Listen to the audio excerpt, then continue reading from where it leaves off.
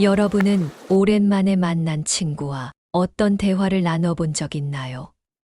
그 친구가 20년 만에 연락해 온다면 어떤 감정이 들까요? 저는 얼마 전 그런 전화를 받았습니다. 어릴 적 가장 친했던 친구였지만 세월이 흐르며 서로의 안부조차 모르게 된 사이였습니다. 그런데 그 친구가 갑자기 제게 연락을 해왔습니다. 우리 아들이 결혼을 하는데 꼭 와줬으면 좋겠다. 한동안 잊고 지냈던 그 친구가 저를 초대한다니 반가운 마음 반, 어색한 마음 반으로 결혼식 참석을 결심했습니다. 하지만 저는 이 결혼식에서 예상치 못한 경험을 하게 되었습니다.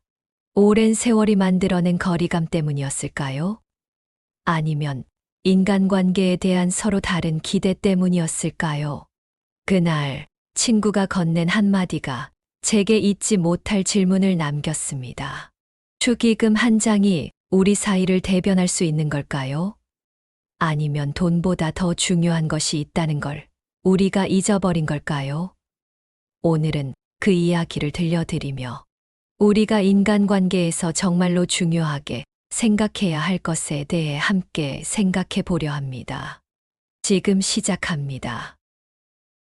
제 이름은 김민수이고 제 가장 오래된 친구의 이름은 박상훈입니다. 우리는 고등학교 시절부터 서로의 가장 가까운 친구였습니다. 그 시절 우리는 마치 형제 같았습니다. 학교 끝나고 운동장에서 농구를 하고 분식집에서 떡볶이를 나눠 먹으며 수많은 이야기를 나누던 추억은 아직도 생생합니다. 상우는 항상 유머가 넘치고 에너지가 넘치는 친구였습니다. 저도 그런 그를 보며 늘 힘을 얻곤 했습니다. 하지만 졸업 후 우리는 각자의 길을 걷게 되었습니다. 상우는 지방대학에 진학했고 저는 서울에서 직장 생활을 시작했습니다. 자연스럽게 연락은 줄어들었고 시간이 지나면서 완전히 끊기게 되었습니다. 그렇게 20년이라는 세월이 흘렀습니다. 그런데 몇 달 전 상훈에게서 갑작스러운 전화가 걸려왔습니다. 그의 목소리를 듣는 순간 옛 추억이 밀려왔습니다. 그는 자신의 아들이 결혼한다고 말하며 꼭 와줬으면 좋겠다고 했습니다. 너무 오랜만이라 조금 어색했지만 오랜 친구의 초대에 흔쾌히 응했습니다. 결혼식 당일 저는 축의금 10만 원을 준비하며 고민했습니다.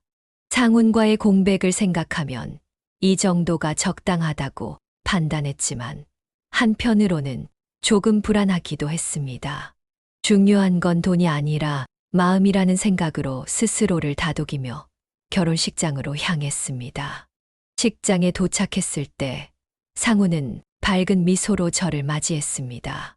민수야, 정말 오랜만이다. 이렇게 와줘서 고맙다. 그는 여전히 예전처럼 활기찼고 우리는 짧게 옛날 이야기를 나누며 웃었습니다.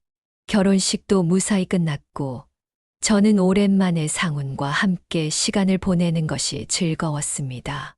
하지만 식이 끝난 후 상훈이 저를 따로 부르며 진지한 얼굴로 말했습니다.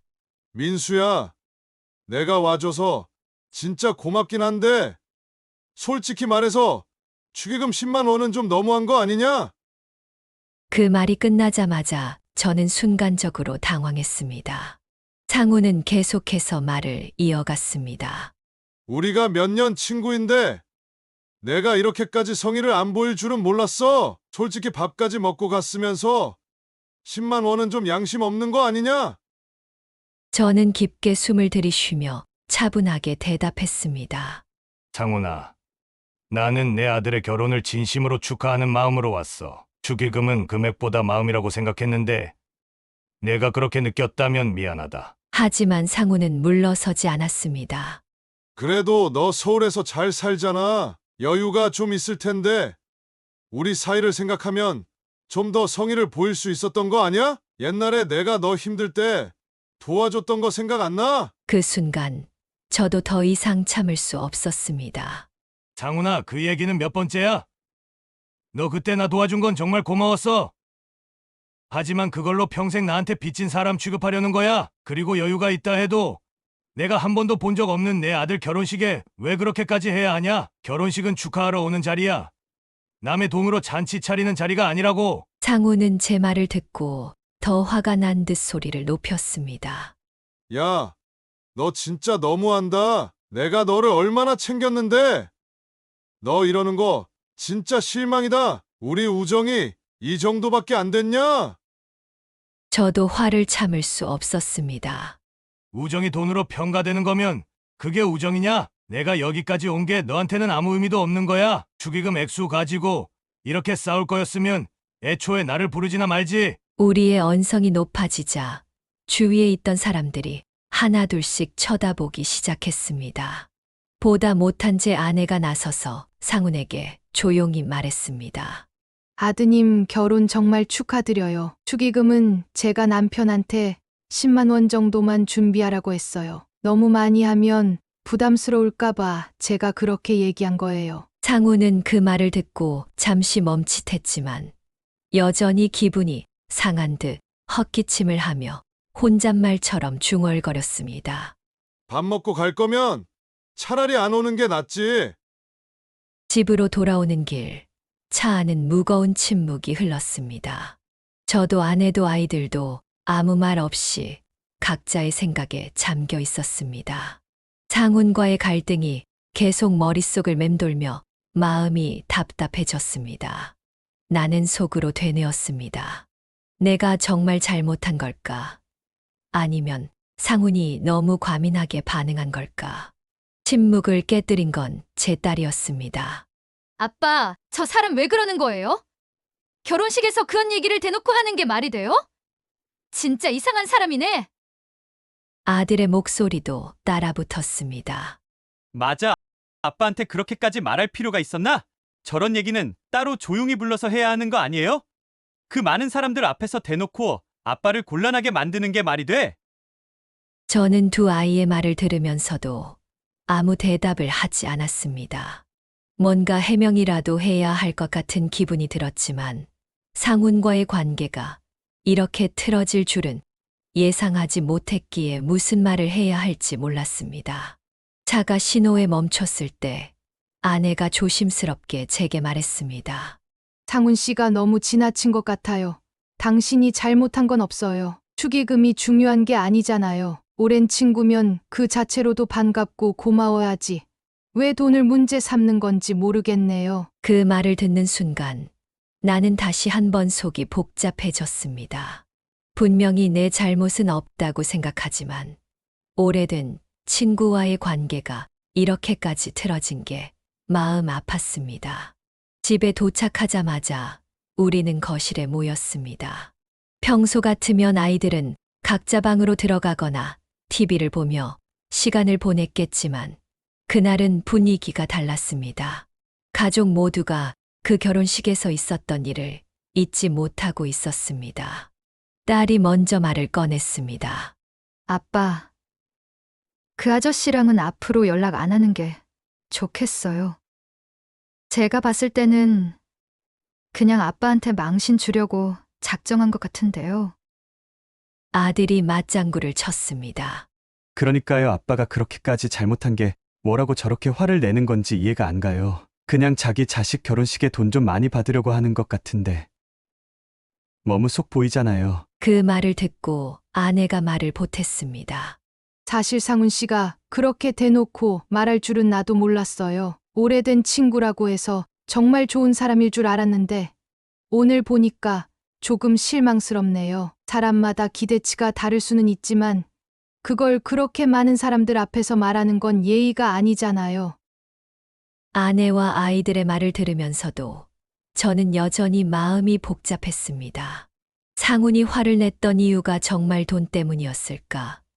아니면 우리가 서로 다른 길을 걸으며 쌓인 오해 때문이었을까? 아내가 제 손을 잡으며 물었습니다. 상훈 씨랑은 어떤 사이였어요? 오늘 보니까 정말 오랜 친구 같은데 그동안 무슨 일이 있었던 거예요? 그 질문에 저는 고등학교 시절 상훈과 함께했던 추억들을 이야기하기 시작했습니다. 우리는 정말로 형제 같았고 서로를 위해 뭐든지 할 수 있는 사이였습니다. 하지만 졸업 후 각자의 길을 걸으면서 점점 멀어졌고 연락이 끊기면서 서로의 삶에 대해 모르게 되었습니다. 상훈이 힘들 때 내가 도움을 준 적도 있고 반대로 내가 어려울 때 상훈이 나를 도와준 적도 있었어. 그런데 그게 시간이 지나면서 빚처럼 느껴지기 시작했나 봐. 그게 아마 오늘의 원인인 것 같아. 아내가 조용히 고개를 끄덕였습니다. 그런 관계라면 더더욱 서로를 이해해 줘야 하는 거 아닌가요? 그렇게 오래된 친구가 돈 가지고 사이가 멀어지는 건 정말 안타까운 일이네요. 아내의 질문에 저는 잠시 숨을 골랐습니다. 상훈과의 추억들이 한꺼번에 떠올랐습니다. 우리는 정말로 서로의 청춘 그 자체였습니다. 처음 만난 건 고등학교 1학년 첫날이었습니다. 상훈과 저는 반에서 키도 비슷하고 운동도 좋아하는 공통점이 많아서 자연스럽게 가까워졌습니다. 상훈은 처음부터 눈에 띄는 친구였습니다. 장난기 많고 유머러스한 성격으로 반 친구들에게 인기가 많았죠. 수업 시간에는 선생님 몰래 종이에 그림을 그려 저에게 보여주며 웃음을 터뜨리곤 했습니다.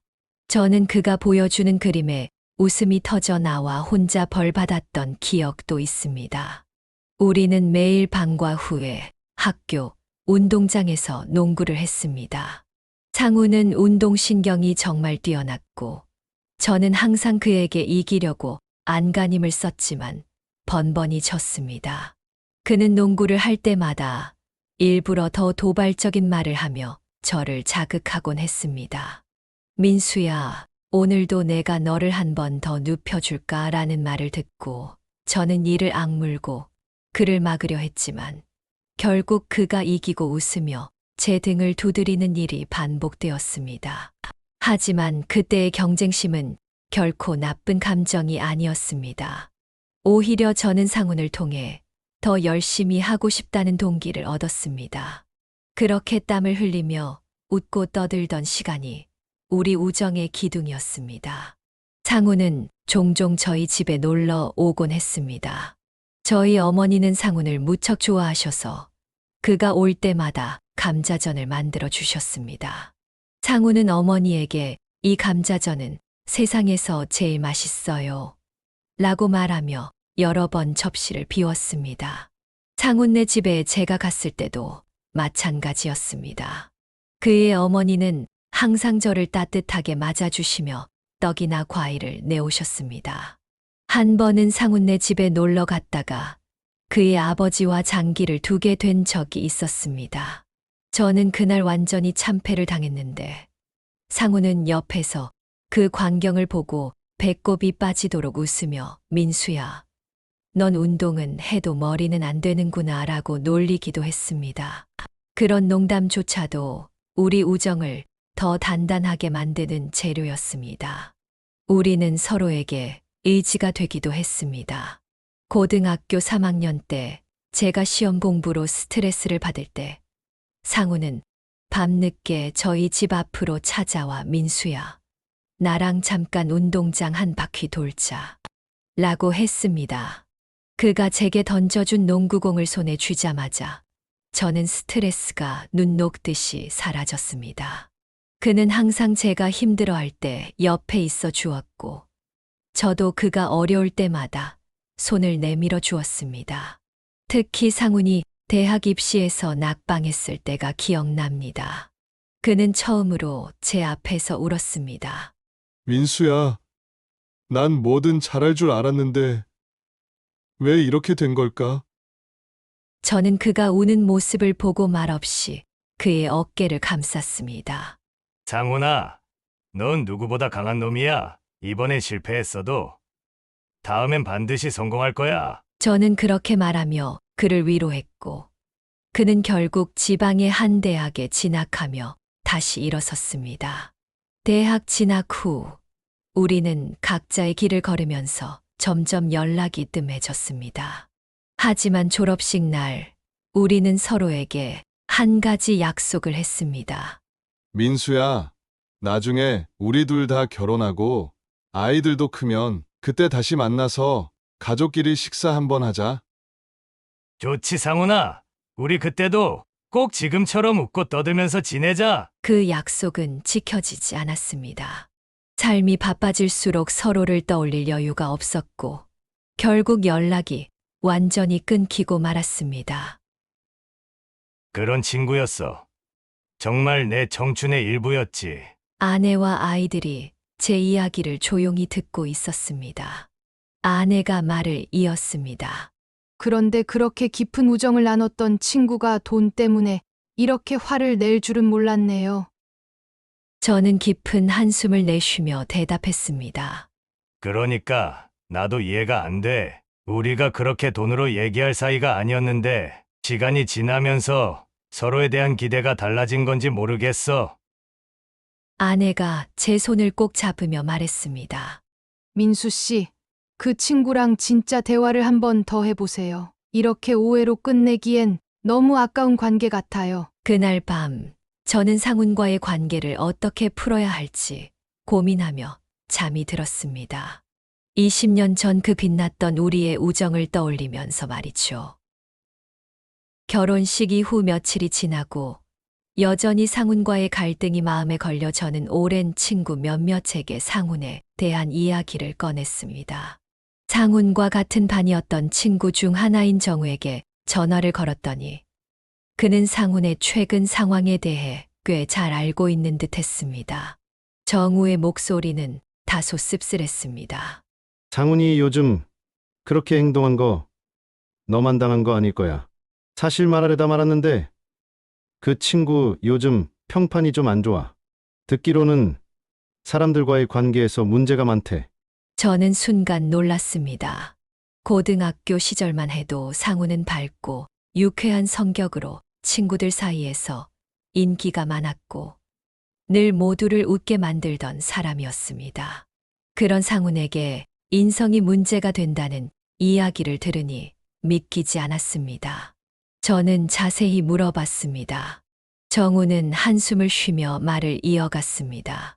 상훈이가 좀 돈 문제로 여기저기 손을 벌렸던 것 같아. 예전에는 사업한다고 이것저것 시작했는데 실패한 뒤로는 친구들에게 돈을 빌리기 시작했지. 처음엔 다들 그를 도와줬어. 워낙 친한 사이였으니까.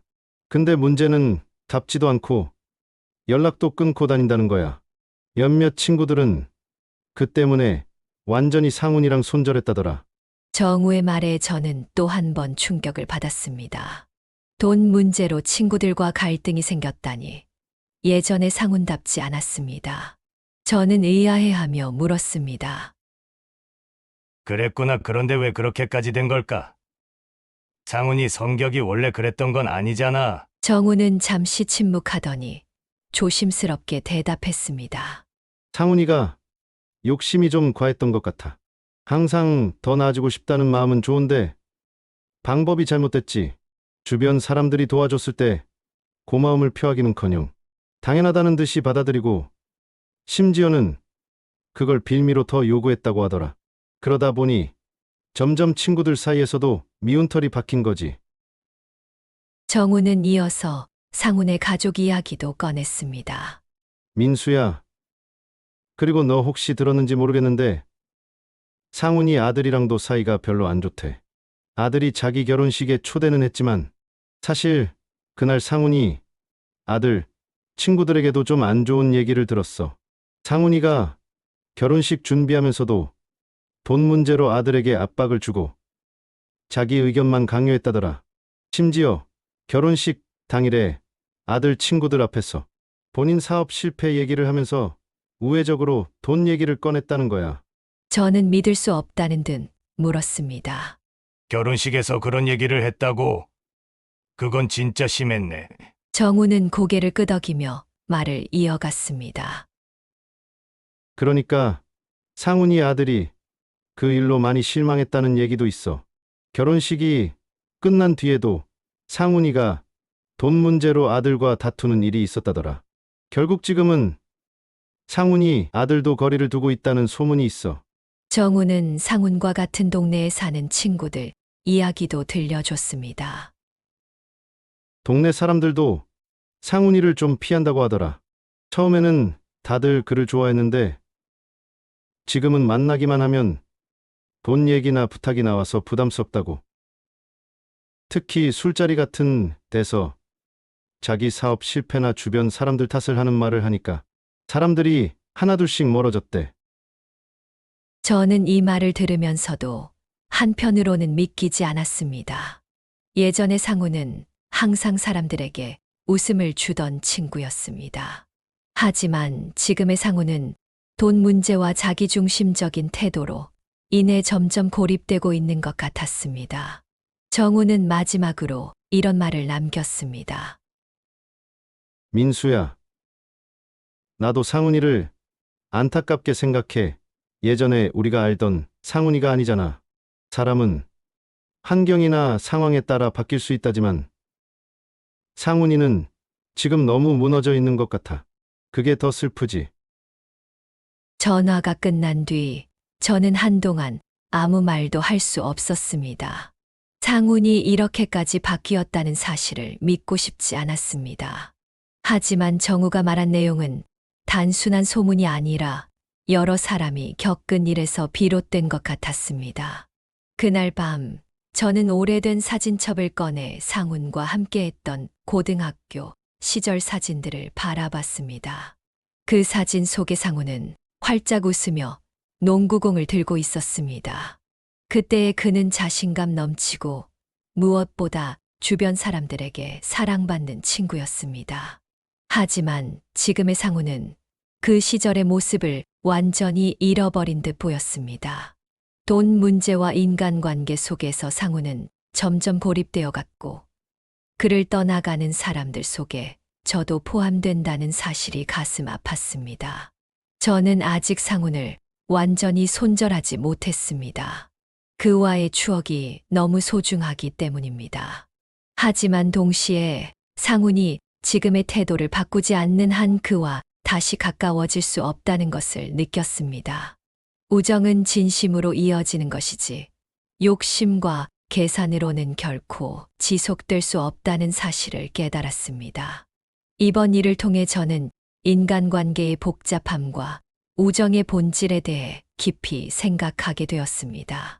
상훈과의 관계는 저에게 많은 것을 가르쳐 줬습니다. 우리는 함께 웃고 울며 서로의 청춘을 공유했던 가장 소중한 친구였습니다.